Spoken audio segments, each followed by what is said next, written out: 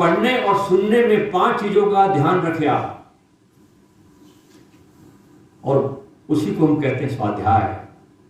पहला, प्रमाद मत करना, भले ही थोड़ा पढ़ना थोड़ा सुनना, लेकिन नियम नहीं तोड़ना।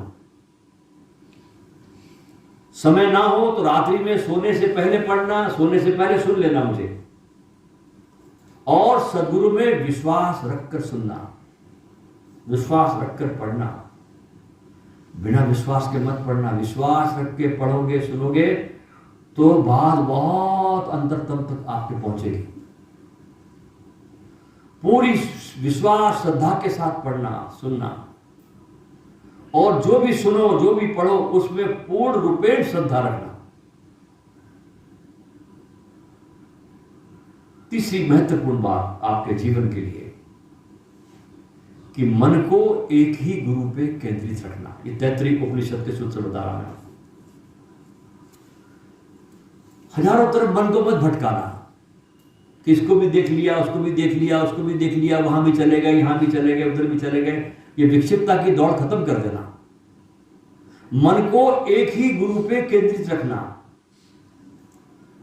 यह जहाज मुझे पार लगाएगा, वो नाव मुझे तारेगी, ये लकड़ी तारेगी, ये बेड़ा पार लगाएगा, ऐसा बिल्कुल मत करना। इससे कहीं आप पहुंचने वाले नहीं हैं। ना आप अपना समय नष्ट करोगे और जीवन हाथ से यूं ही फिसल जाएगा।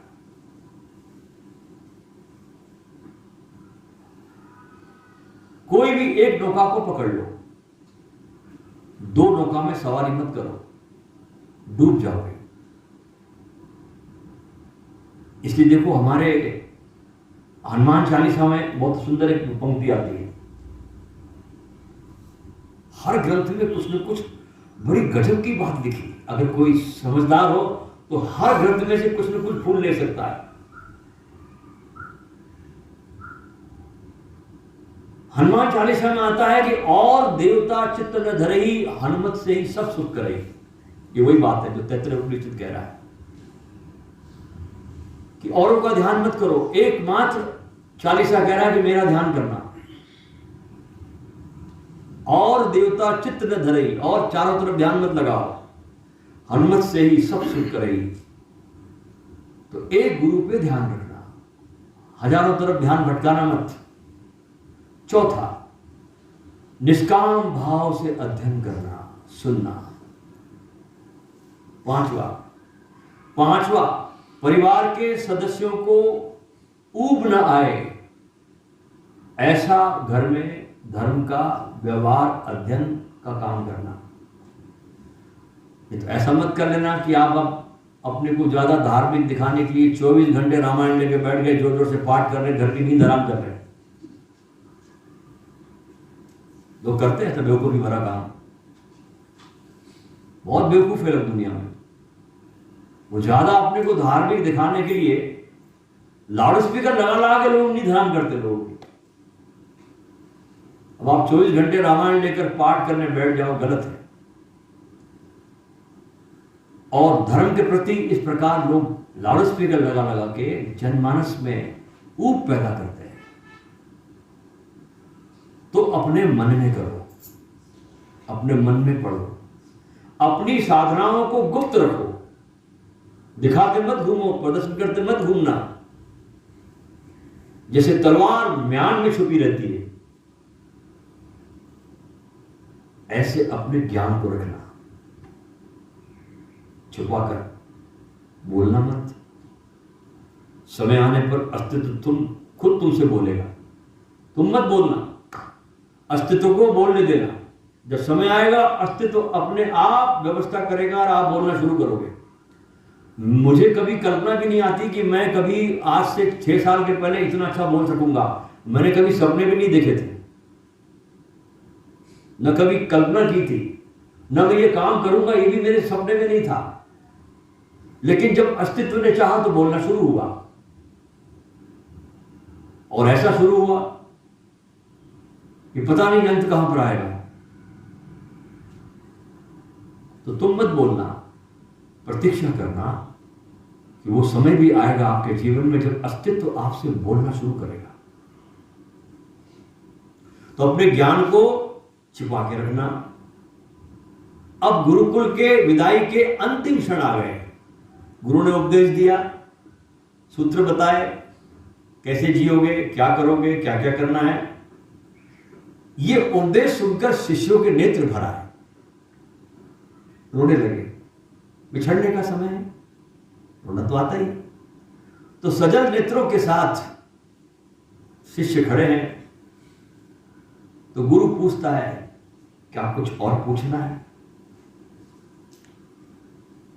शिष्य जो अंतेवासी है बहुत नम्रता से कहते हैं, गुरुदेव प्रश्न नहीं है, लेकिन एक ही प्रार्थना है कि आपकी कृपा हमको सदा मिलती रहे।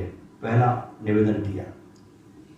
हम संसार में जा रहे हैं, बस एक ही निवेदन है कि आपकी कृपा हमको सदा हम पर बरसती रहे, हमको मिलती रहे, हमको सबल प्रदान करती रहे। और ध्यान रहे कि सच्चा गुरु किसी शिष्य को अकेला नहीं छोड़ता। ये गुरु की क्वालिटी है। और जो गुरु शिष्य को छोड़ दे, वो समाज का बोझ है। शिष्य कुछ भी व्यवहार करे गुरु से,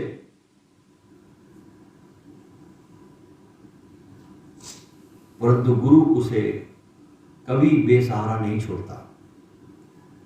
जिसने सच्चे सद्गुरु का आश्रय कर लिया, वो कभी अकेला हो ही नहीं सकता। चाहे वो गुरु के पास रहता हो, चाहे वो गुरु से दूर रहता हो, उसको गुरु की खुशबू आएगी ही। उसका मुख सदा गुरु की तरफ ही रहेगा, वो गुरुमुखी होगा। क्योंकि चारों ओर से गुरु तुम्हारे आसपास कवच बनता है। ऐसी दीक्षा नहीं हो जाती। तो शिष्य पूछते हैं गुरु से कि गुरुजी, आपका शरीर ना हो और आप अगर धरती से विदा हो जाए तो हम किसका आसरा लें? ये अंतिम प्रश्न अंतेवासी गुरु से कर रहे हैं कि आप जिस दिन शरीर से विदा हो जाएंगे तो हम किसका आसरा लें? गुरु ने कहा, जवाब दिया, जब स्थूल रूप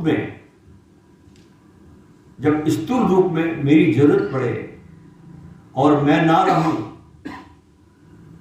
तो तुम कुशल मार्गदर्शक को खोजना। बहुत सुंदर बात बोली। और अगर तुम्हारी श्रद्धा बहुत ज्यादा अधिक है तो किसी मार्गदर्शक को खोजने की जरूरत नहीं पड़ेगी, क्योंकि सपनों में और किसी भी मार्ग से मैं तुम्हारा मार्गदर्शन करता रहूंगा, मैं तुमको संदेश देता रहूंगा। लेकिन अगर तुम्हारी श्रद्धा में कोई कमी रह गई और तुम मुझसे पूरी तरह जुड़ नहीं पाए, तो तुम जरूर किसी मेरे जाने के बाद किसी देहधारी जरूर गुरु को खोजना। वो मेरा ही रूप होगा। ऋषि कहता है वो मेरा ही रूप होगा। और ये 4 गुण जिसमें देखो, अब आगे और बात गहरी जा रही है, और ये 4 गुण जिसमें देखो, जिस गुरु में, वो मैं ही हूं। अब वे गुरु की पहचान बता रहे हैं तुमको। कितना गहरा उपनिषद किया। अंतेवासी को गुरु की पहचान बता रहे। क्या बता रहे हैं? जिसके जीवन में सभी कर्म सदाचार से युक्त हो, उसमें मुझको देखना।